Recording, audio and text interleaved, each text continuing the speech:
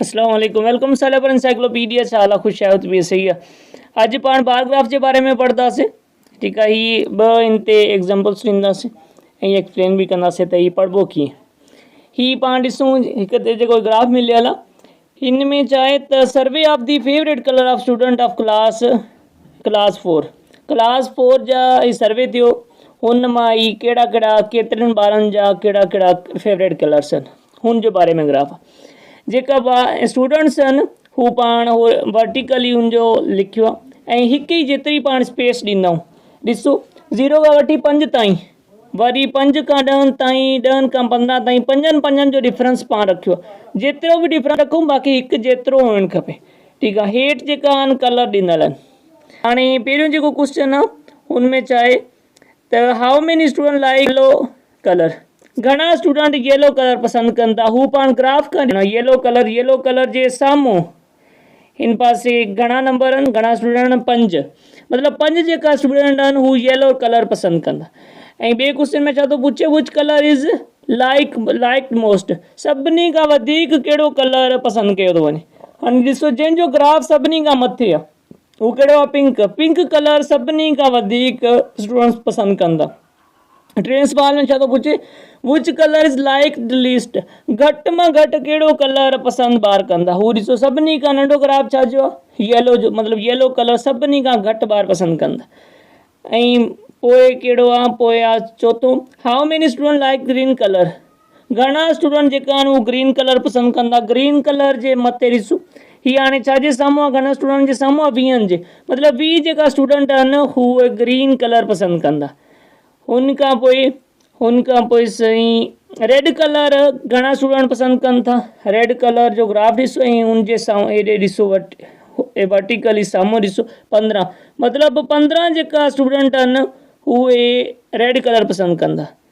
How many colours are included in this survey. घणा colour आहिनि जेका इन सर्वे में शामिलु कया विया आहिनि। कलर घणे वठो 6 कलर आहिनि। ठीकु आहे, 6 कलर शामिलु कया विया आहिनि। ऐं आख़िरी जेको क्वेश्चन आहे हुनमें छा थो पुछे how many student included in this survey. Total जेका स्टूडेंट केतिरा सर्वे में शामिलु थिया आहिनि। हाणे पाण सभिनी खे जोड़ करे वठंदासीं त ब्लू घणा स्टूडेंट पसंदि कनि था, येलो, पिंक, रेड, ब्लैक ऐं ग्रीन, मतिलबु हर कलर खे केतिरा केतिरा पसंदि कनि था। सभिनी खे जोड़ करे टोटल हिसो वठंदा। सफ़ा सवलो आहे नी। हाणे पाण ॿी मिसाल हिन ते ॾिसंदासीं। ग्राफ पढ़णु सवलो आहे, थोरो माण्हू ईअं घुमाए सही नज़र घुमाए ऐं थोरी सम्झण जी कोशिशि करे। ॿी मिसाल ॾिसूं था। हिन में चए थो त ग्राफ पढ़ो ऐं जेका सुवाल मिलियल आहिनि हुननि जा जवाब ॾियो। ठीकु आहे। बार ग्राफ ईअं बि थी सघे थो, ज़रूरी न आहे त लिका सदाईं मथे हुजनि, बार सदाईं मथे हुजनि, ईअं बि थी सघे थो। ठीकु आहे। हीअ छाजे विच में ग्राफ आहे, हीअ सभई गेम्स आहिनि ऐं नंबर ऑफ स्टूडेंट्स जे विच में ग्राफ आहे। पहिरियों जेको सुवाल आहे हुनमें छा थो चए त how many students like hockey घणा जेका स्टूडेंट आहिनि उहे पसंदि कनि था। हॉकी वारो ॻोल्हे वठो ग्राफ, हॉकी किथे आहे, हेठां खां 2 नंबर ते। ही कंहिंजे साम्हूं हाणे ग्राफ ॾिसी वठो 20, मतिलबु 20 जेका स्टूडेंट आहिनि उहे हॉकी पसंदि कंदा। ॿिए सुवाल में छा थो पुछे which game is like most. सभिनी खां वधीक गेम कहिड़ी पसंदि कई वेंदी आहे। सभिनी खां वॾो ग्राफ छा जो आहे, सभिनी खां वॾो जेकी बार आहे हू आहे क्रिकेट जी। क्रिकेट सभिनी खां वधीक पसंदि कई वेंदी।